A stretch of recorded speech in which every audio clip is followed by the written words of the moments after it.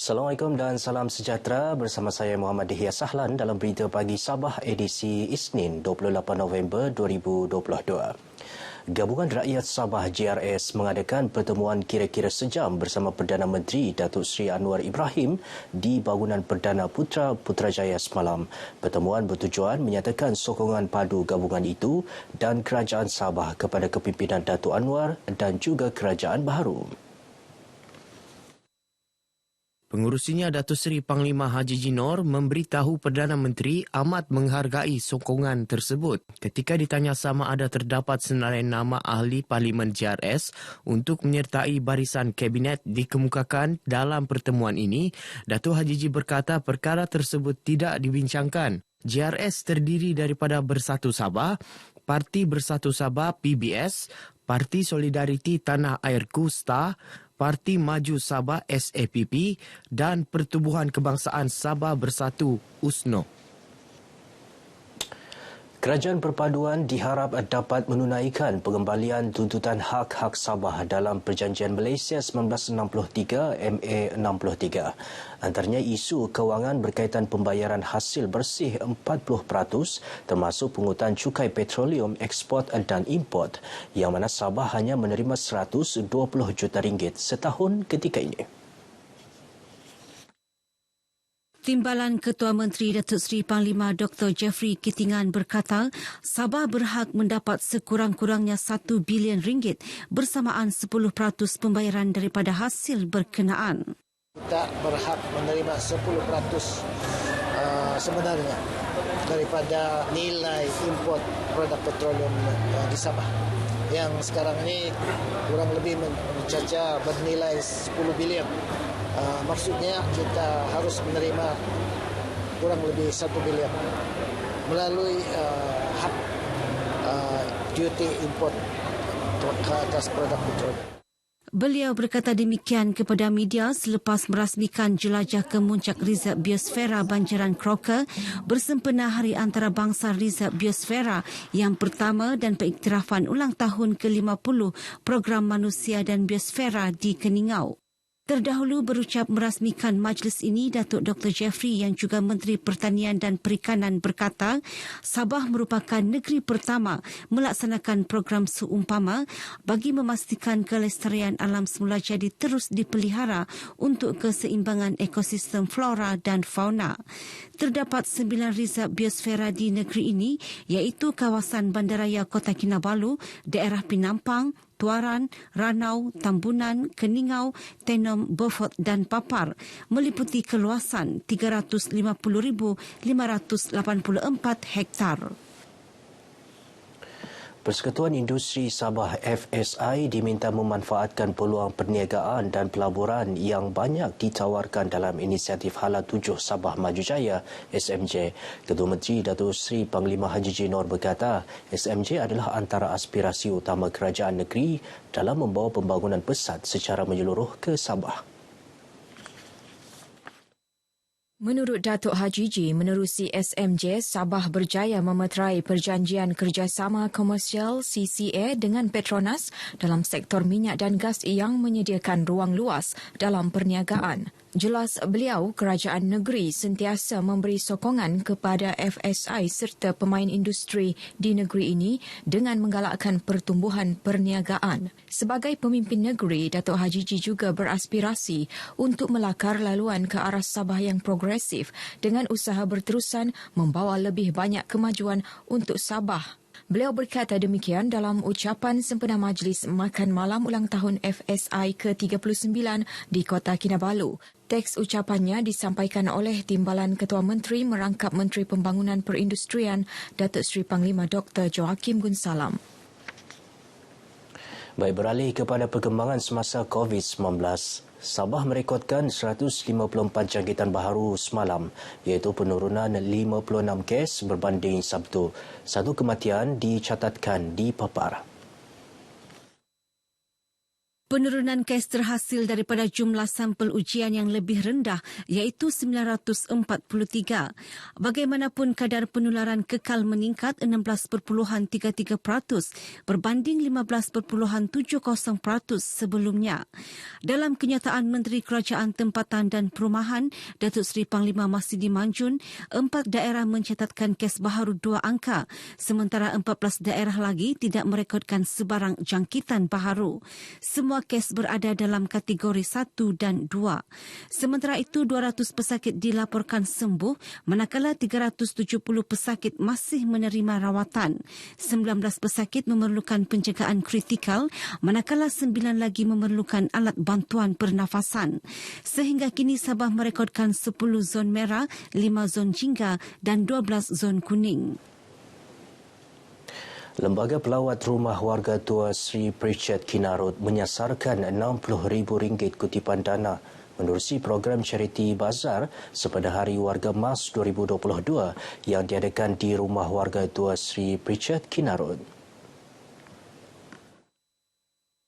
Menurut Menteri Pembangunan Masyarakat dan Kesejahteraan Rakyat, Datuk Syed Helmi Yahya, dana ini akan digunakan untuk memenuhi keperluan dan pelaksanaan pelbagai program untuk warga tua di rumah kebajikan berkenaan. Sehingga kini Rumah Warga Tua Sri Pritchard Kinarut mempunyai 80 penghuni warga emas. Demikian ucapannya dalam perasmian program Charity Bazar sebenar Hari Warga Emas 2022 di Kinarut. Teks ucapan dibacakan Pengarah Jabatan Perkhidmatan Kebajikan Am, Jais Asri. 70% hasil pendapatan setiap peniaga yang menyertai Charity Bazar ini akan diserahkan kepada ahli lembaga pelawat. Bazar yang diadakan ni memang sangat-sangat bagi kita orang sebagai seorang peniaga. Selain daripada beramal, selain daripada meniaga, kami dapat beramal dengan rumah warga tua ni. And then pandangan kami rasa macam feeling kami rasa macam happy sangat sebab kami dapat menyumbang sumbangan kepada rumah ni lah. Kami dapat bantu warga tua dekat sini. Perasaan saya dapat journey di charity, okey, macam dapatlah pengalaman baru, dapat berinteraksi dengan orang supaya dapat membantulah hasil jalan kami ni serba sedikit, biarpun taklah seberapa, tapi asal dapat adalah. Saya harap program ni diteruskan supaya dapat membantu orang lah. So, aktiviti begini dia banyak membawa kepada bermasyarakat baliklah, and then dapat bersama-sama lagi mengeratkan silaturahim sambil-sambil membantu warga St. Pritchard ni. Semoga diorang sentiasa buat aktiviti beginilah supaya lebih memajukan lagi St. Pritchard Kinarut ni. Actually saya memang selalu juga buat charity, buat kerja amal lah, sebab sini pun salah satu saya punya tempat yang saya selalu antar derma. Jadi untuk ni kali first time dorang buat charity bazar untuk dorang mau kolek tu dana lah. Jadi saya sangat happy sebab dapat membantu. Kalau bagus setiap tahun dorang akan buat begini, lagi bagus lah saya rasa, sebab dorang perlukan dana lah. Pendidikan awal kanak-kanak penting dalam membangunkan model insan cemerlang seimbang dalam aspek rohani dan jasmani. Pengarah Jabatan Perpaduan Negara dan Integrasi Nasional JPNIN Negeri Sabah, Delin Late Belaun berkata, pendedahan kepada kanak-kanak seawal 4 hingga 6 tahun akan membantu mereka mengadaptasi diri terhadap persekitaran dan pergaulan sebelum alam persekolahan. Katanya melalui program yang dilaksanakan Tabika Perpaduan, tenaga pengajar akan mendidik dan membantu dalam mengembangkan skil pergaulan, perkembangan dan potensi diri kanak-kanak untuk lebih yakin, bersemangat jati diri dan cintakan negara. Melalui Jabatan Perpaduan ini kita cuba melahirkan kanak-kanak yang mana mereka ini lebih bersedia melalui pergaulan dengan rakan sebaya, yang mana kita sedia maklum ya, kanak-kanak ini mereka perlulah mendapat sokongan daripada keluarga dan juga daripada guru-guru Tabika Perpaduan. Beliau berkata demikian kepada RTM selepas merasmikan Karnival Sukan Perpaduan Tabika Perpaduan Zon Bandaraya Kota Kinabalu, penampang, putatan dan papar di Kompleks Sukan Likas Kota Kinabalu. Tambahnya, JPNIN melalui 142 tabika perpaduan di seluruh Sabah juga komited membantu golongan B40 dalam mendapatkan pendidikan awal tanpa mengenakan sebarang bayaran. Malah JPNIN turut menyediakan pelbagai insentif seperti alat bantuan persekolahan agar golongan ini tidak ketinggalan menerima akses pendidikan. Justru beliau berharap ibu bapa memberi sokongan dengan melibatkan diri dalam program dianjurkan JPNIN.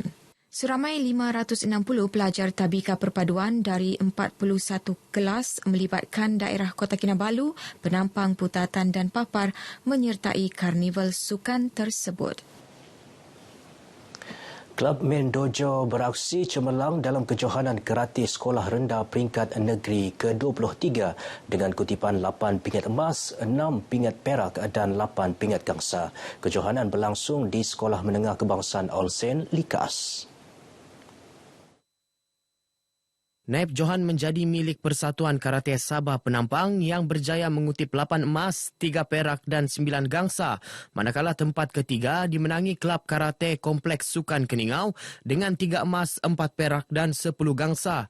Ketika ditemui RTM Setiausaha Agung Persatuan Karate Negeri Sabah, Julian Chin yakin menerusi kejohanan ini mampu dijadikan platform mengenal pasti bakat baharu dalam sukan karate.